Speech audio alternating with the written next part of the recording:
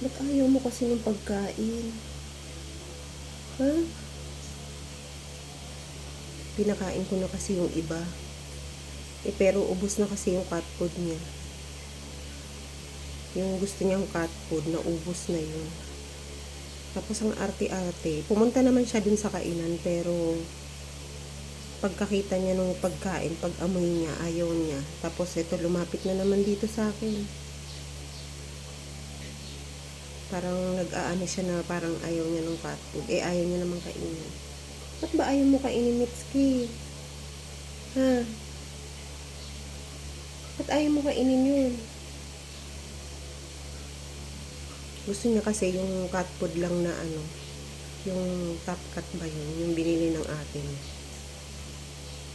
Yun, ayaw niya kainin. Ano, Mitski? Ha?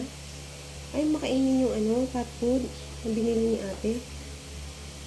Ay, yung binili ni ate. Yung cat food na binili ko, ayaw mo kainin. Ha?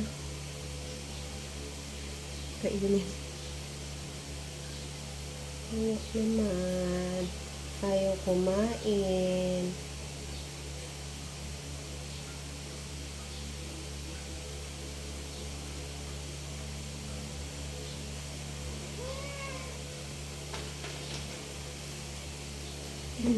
Tingnan mo.